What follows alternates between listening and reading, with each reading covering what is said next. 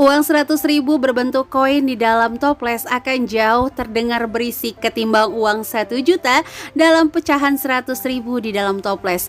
Anggaplah uang itu seperti ilmu dan kebijaksanaan. Semakin tinggi yang kau miliki, harusnya semakin membuat tenang dimanapun tempat kau berada. Assalamualaikum warahmatullahi wabarakatuh. Ahlan wa sahlan di channel Keluarga Bun Ai. Keluarga yang bercita-cita selalu bersama sampai surga. Amin amin ya robbal alamin. Selamat hari Selasa ceria di awal-awal minggu pertama, di mana dompet masih menunjukkan wajah-wajah bahagia, senyum masih mempesona, hati masih gegap gempita, memilah-milih swalayan mana yang akan menjadi tempat favorit untuk belanja bulanan. Tapi tetap semangat, semoga bulan ini kita jauh lebih baik lagi dari bulan sebelumnya. Dan teman-teman yang merasa boros, santai, tenang, bersyukur kepada Allah masih diberikan rizki untuk boros. Tapi alangkah lebih baiknya kalau rizki yang diberikan kita olah semanfaat mungkin sehingga tidak mengecewakan pemiliknya. Aduh, di awal langsung dikultumin sama Bun Ai. Bercanda ya teman-teman. Oke, untuk vlog hari ini Bun Ai mau berbagi aja gimana sih cara menabung suka-suka dengan hasilnya nggak nyangka. Kenapa Bun Ai nggak pakai nominal tertentu? Karena khawatir pendapatan masing-masing setiap orang itu berbeda-beda. Jadi Bun Ai berharap di video kali ini tips menabungnya bisa digunakan dari pendapatan yang A sampai yang Z, mulai dari yang bulanan sampai yang harian. Jadi teman-teman yang masih semangat untuk nabung, simak video Bun Ai sampai habis ya. Tapi sebelumnya tadi kalau lihat video Baby Agni ya bisa masuk ke Kidzona, itu karena memang mau jemput Abang Rafa dan Bima yang udah di tengah-tengah akhir permainan ya, jadi boleh masuk. Nah teman-teman biasanya kalau nabung nih di mana? Apakah di celengan? Apakah langsung transfer ke rekening lain? Atau mungkin dalam bentuk logam mulia? Boleh dong berbagi atau sharing di kolom komentar nih.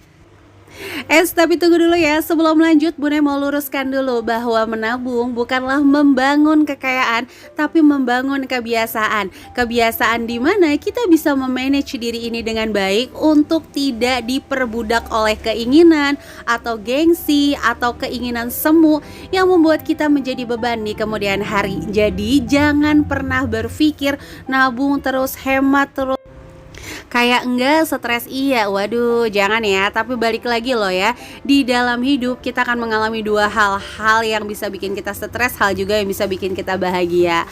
Oke deh, tanpa berlama-lama kita langsung aja masuk ke tips yang pertama, yaitu menabung di awal gajian. Dimana ini udah populer banget. Ayo sisihkan 30% untuk saving, 50% untuk need, lalu 20% untuk playing atau mungkin amal, seperti itu ya.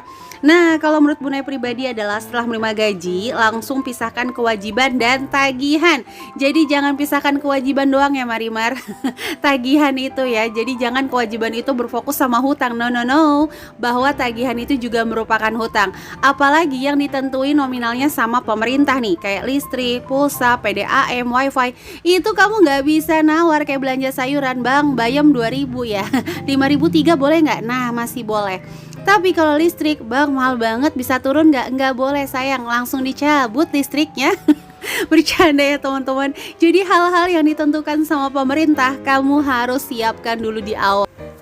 Jadi gaji kamu dikurangi hutang-hutang kamu, lalu tagihan, sisanya baru nih kita olah dengan kebutuhan. Tapi sebelum itu yuk kita pisahkan 20% minimal sampai 30% untuk saving. Jadi contoh nih, gaji kamu 5 juta rupiah, dikurangi hutang-hutang kamu 1 juta, dikurangi lagi tagihan-tagihan tersebut tadi 1 juta.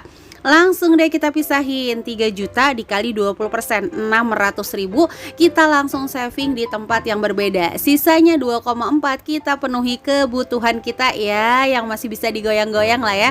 Mungkin sayurannya kita hematin, proteinnya kita hematin, atau mungkin belanja bulanannya kita beli secukupnya aja. Ya itu masih bisa digoyang kalau kata Bun Ai.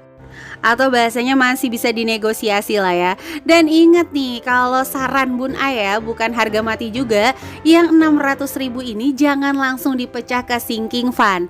Jadi sinking fund itu adalah sesuatu hal yang tidak pokok sebenarnya yang kita ingin. Kecuali nih untuk pajak mobil, pajak motor itu kan sesuatu yang ingin. Jadi kalau bisa itu masuk ke komponen kewajiban. Nah sementara kalau sinking fund adalah dari sisa-sisa anggaran, nanti ya kita bahas di poin ketiga. Jadi setelah kamu nabung, pisahin dulu untuk kewajiban dan hutang-hutang, dipisahkan 20-30%. Silahkan disesuaikan sendiri dengan nominal dan kebutuhan teman-teman masing-masing. Yang 600.000 ini nih, atau sisa dari 20% ini, pisahkan ke bank lain.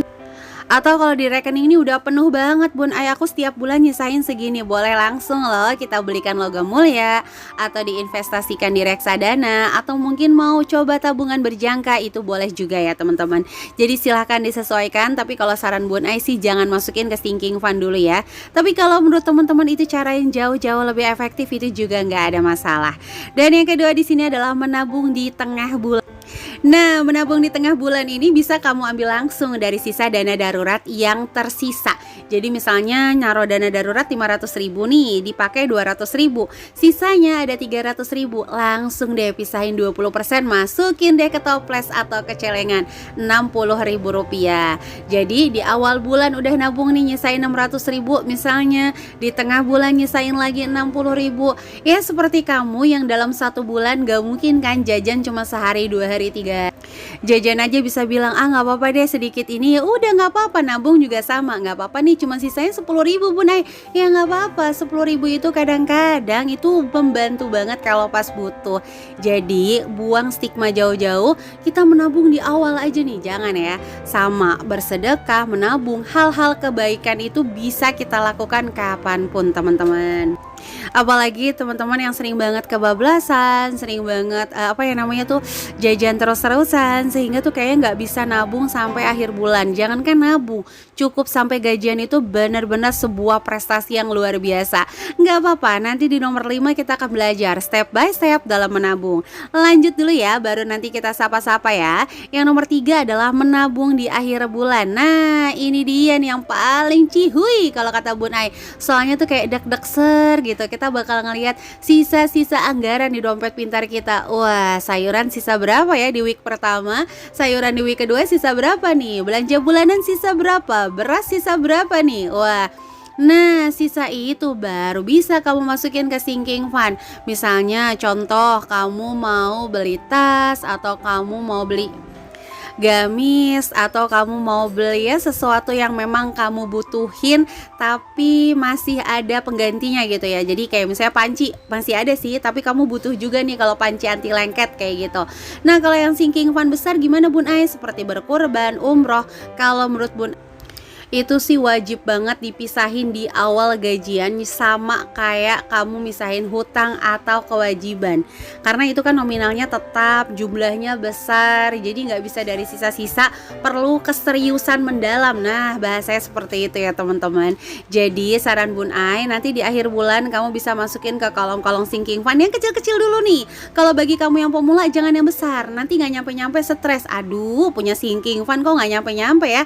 Nah dari yang kecil-kecil dulu, aku bisa beli gamis, aku bisa beli baju anak aku dari sisa anggaran. Nah itu deh, kalau semakin kamu ngerasain enaknya nabung kecil-kecil, nanti kamu nyandu kok insya Allah. Waduh berat banget tuh bahasanya nyandu ya. Tapi ini nyandu dalam hal kebaikan tuh boleh banget ya teman-teman. Oke, di menit ini kita sapa-sapa dulu ya. Yang di pojok jangan bengong. Halo Depok dan Cibinong, ada Bibi lagi maku. Bi ngapain Bi, dipakuin Bi? Bercanda ya. Halo Jambi dan Maluku, tembok rembes bikin bubar. Halo Brebes dan Sumbar, sehat-sehat semuanya di sana ya. Kalau nabung jangan dibobok. Halo Bangka, Belitung dan Lombok. Waduh, siapa lagi yang belum disapa? Ayo langsung dor tulis di kolom komentar. Dan teman-teman yang senantiasa mendukung channel Keluarga Bun Ai, like, komen positif, subscribe. Thank you banget, lope-lope forever pokoknya ya. Dan kamu yang baru ngeklik video ini, ayo langsung tekan tombol subscribe sehingga kamu bisa langsung terupdate kalau Bun Ai upload video terbaru. Selamat datang ya di channel sederhana seorang ibu rumah tangga biasa. Oke, langsung aja nih kita masuk ke poin keempat. Oke lanjut ya, nomor 4 adalah menabung harian. Ini nih wajib banget, rutin, nominalnya kalau bisa sih sama. Kalau mau 2.500 perak 500, jadi supaya lebih mudah lagi. Dan kalau nggak bisa sama juga nggak apa-apa. Pokoknya seketemu mata kamu memandang, lagi nyapu nemu koin langsung masukin. Lagi ngeliat tas ada 50 ribuan, jangan dimasukin, itu duit belanja sayuran ya.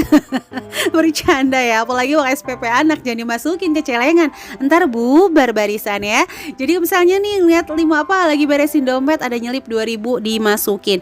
Isi secara rutin di awal-awal, membangun habit kamu di mana kamu akan merasa ada yang kurang kalau kamu nggak masukin ke celengan. Bukan kamu merasa terpanggil jiwanya kalau celengannya nggak dibobok ya. Jangan terbalik nih teman-teman ya. Jadi diisi secara rutin, ada kembalian, ada di dompet yang receh-receh, nyelip-nyelip, masukin dulu aja. Untuk nominal jangan dipikirin, yang penting kamu udah tahu tanggal-tanggal keramat di awal bulan, di tengah bulan, di akhir bulan nanti. Nah, kalau saran Bun Ai, kalau yang kamu gajinya bulanan mulai dari nominal kecil, karena kamu gak ada pendapatan harian, mau nabung dari mana nih? Kecuali punya budgeting untuk uang pegangan harian ya. Kalau nggak ada, mulai dari nominal kecil 2.000-an ke 500 ke 5.000 itu boleh banget teman-teman.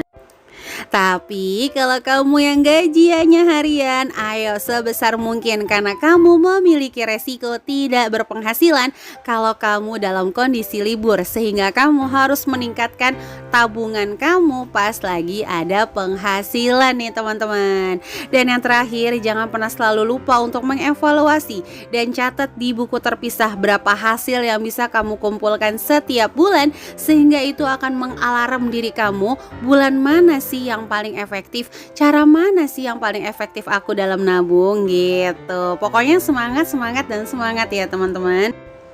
Dan yang paling terpenting, menabung itu adalah tetap sebuah keinginan. Jadi setelah kamu menerima uang, pastikan dulu untuk kebutuhan atau bertahan hidup, lalu bayarkan kewajiban-kewajiban atau hutang kamu, baru deh kamu pikirin untuk menabung.